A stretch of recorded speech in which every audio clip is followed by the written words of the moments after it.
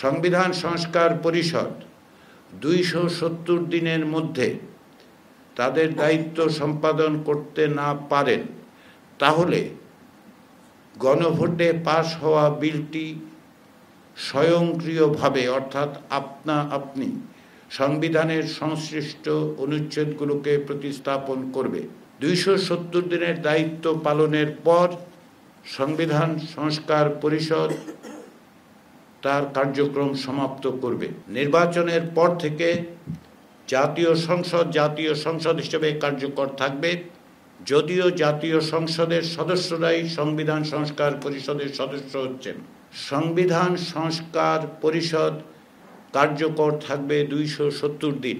এই সময়ের মধ্যে সংবিধান সংস্কার পরিষদের সদস্যরা জুলাই জাতীয় সনদে বর্ণিত এবং গণভোটে যদি সকলের জনগণের সম্মতি পাওয়া যায় সেই বিষয়গুলো সংবিধানে সংযুক্ত করার জন্য প্রয়োজনীয় সমস্ত রকম বিধিবিধান, প্রয়োজনীয় সংশোধন, সংযোজন, বিযোজন, পরিবর্ধন, পরিমার্জন করবেন।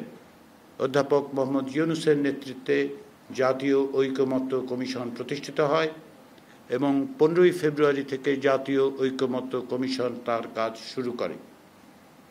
জাতীয় ঐকমত্য কমিশনের কাজের প্রধান ক্ষেত্র ছিল সুস্পষ্ট সুনির্দিষ্টভাবে রাষ্ট্রীয় প্রতিষ্ঠানগুলোতে জবাবদিহিমূলক ব্যবস্থা প্রতিষ্ঠা, স্থায়ীভাবে গণতান্ত্রিকীকরণের পথরেখা নির্দেশ, ভবিষ্যতে ক্ষমতার এককেন্দ্রীকরণ রোধ করা, যেন একটি জবাবদিহিমূলক রাষ্ট্র প্রতিষ্ঠা সম্ভব হয় তার জন্য সুপারিশ পেশ করা। ৬টি কমিশনের পক্ষ থেকে দেয়া সুপারিশগুলোকে ভিত্তি করে জাতীয় ঐকমত্য কমিশন ১৬৬টি সুপারিশ রাজনৈতিক দলগুলোর কাছে প্রেরণ করে তাদের মতামত চায় এবং মার্চ মাস থেকে শুরু করে ২ মাস ধরে আলাদাভাবে রাজনৈতিক দলগুলোর সাথে আলোচনা করে। তার আগেই রাজনৈতিক দলের পক্ষ থেকে ওই ১৬৬টি সুপারিশের ব্যাপারে তাদের লিখিত মতামত আমাদের কাছে প্রেরণ করা হয়েছিল।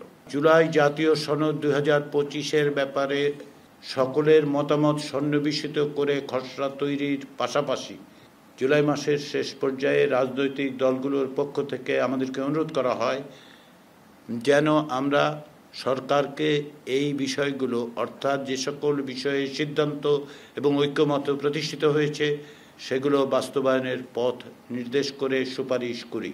আইনি ভিত্তি প্রদান, বাস্তবায়নের রূপরেখা নির্দেশ করার জন্য রাজনৈতিক দলগুলোর অনুরোধের প্রেক্ষাপটে আমরা একটি বিশেষজ্ঞ দলের সাহায্য নিয়েছি, যাতে অন্তর্ভুক্ত ছিলেন ২ জন সাবেক বিচারপতি, ৩ জন আইনজীবী এবং ১ জন আইনের শিক্ষক। রাজনৈতিক দলগুলোর মতামত, বিশেষজ্ঞদের মতামত, আমাদের কমিশনের সম্মানিত সদস্যদের অভিজ্ঞতা এবং আন্তরিকতার প্রেক্ষাপটে আমরা সুপারিশগুলো তৈরি করেছি। জুলাই জাতীয় সনদ ২০২৫ যেন একটি আইনি ভিত্তি পায়, ভবিষ্যতের পথরেখা হিসেবে যে সমস্ত বিষয়ে সিদ্ধান্ত এবং ঐকমত্য হয়েছে সেগুলো যেন বাস্তবায়িত হয়। ইতিমধ্যে আপনারা এও দেখেছেন যে জুলাই জাতীয় সনদ ১৭ই অক্টোবর স্বাক্ষরিত হয়েছে এবং রাজনৈতিক দলগুলোর পক্ষ থেকে সুস্পষ্ট ভাষায় দ্ব্যর্থহীনভাবে এই অঙ্গীকার করা হয়েছে যে তারা এগুলো বাস্তবায়ন করার জন্য অঙ্গীকারাবদ্ধ হলেন।